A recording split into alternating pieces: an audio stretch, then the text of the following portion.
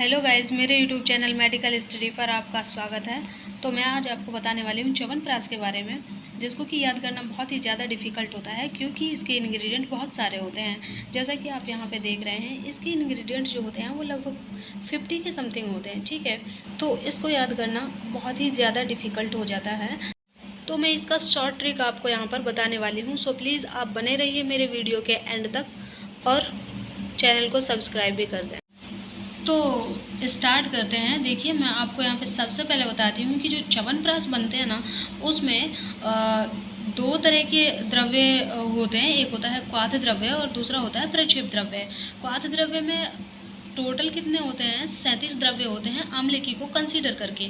लेकिन आम्लकी जो होता है ना, वो क्वाथ द्रव्य नहीं होता है, ये इसका मेन इंग्रेडिएंट होता है।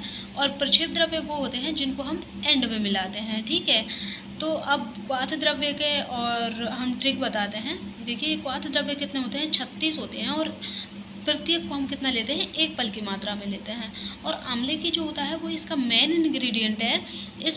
जिसको हम कितना लेते हैं? 500 नग की मात्रा में बताया गया है संहिताओं में। तो इस तरह से करके ये टोटल कितने होते हैं? 37 इंग्रेडिएंट होते हैं।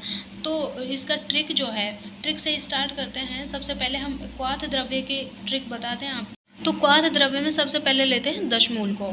10 मूल में आते हैं पाटला, अग्निमंथ, शौनाक, बिल्व, काश्मरी, कंटकारी, बृहति, सालपर्णी, प्रश्निपर्णी, गोक्षूर, ठीक है।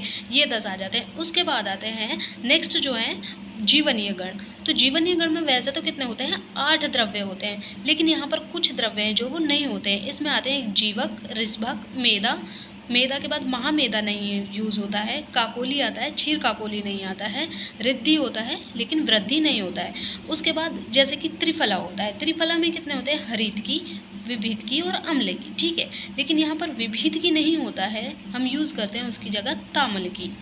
इसके बाद नेक्स्ट 19 द्रव्य जो बचे हैं क्वाथ के, वो हैं गुरु द्राक्षा ने पुनः गुड्डू और चंदन को बल प्राप्ति के लिए मगध जीवन पुष्प पर्णी लाने को कहा, जहाँ शटी श्रृंगी, मस्त, विदारी और उत्पल की सूक्ष्म नासिका में वास करती है, ठीक है।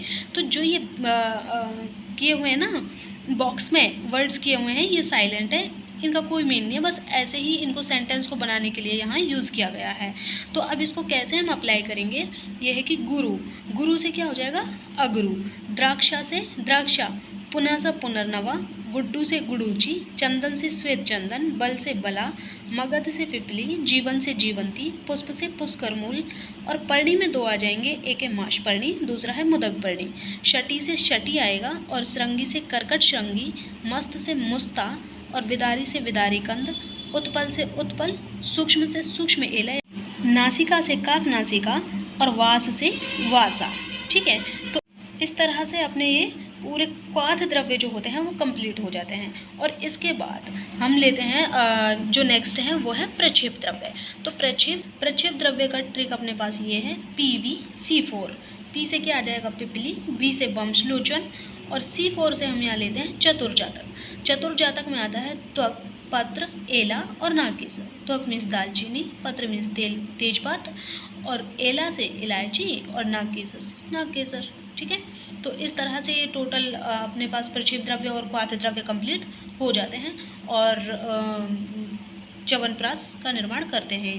तो गाइस, अगर इसके टोटल घटक द्रव्यों को देखें तो क्वाथ द्रव्य होते हैं 36।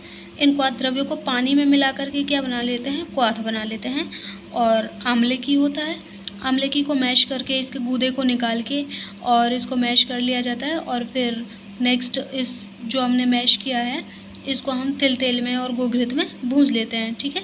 उसके बाद शर्करा मिक्सिंग की जाती है और फिर प्रक्षेप द्रव्य को डाला जाता है और फिर मधु डाला जाता है। तो क्वाथ द्रव्य 36 होते हैं। क्वाथ बनाने के लिए एक पानी हो गया 37 और उसके बाद एक आम्ले की हो जाता है 38 और 6 प्रक्षेप द्रव्य हो जाते हैं, एक तेल, गोघृत, शर्करा और मधु। इस तरह से करके ये टोटल कितने हो जाते हैं? 48 घटक द्रव्य हो जाते हैं जिनसे च्यवनप्राश का निर्माण हो जाता है। तो गाइस, इस तरह से च्यवनप्राश के आपको सारे इंग्रेडिएंट्स याद हो जाएंगे। और अगर आपको ये वीडियो अच्छी लगी हो तो वीडियो को लाइक करें, चैनल को सब्सक्राइब करें एंड वीडियो को शेयर करें। Thank you.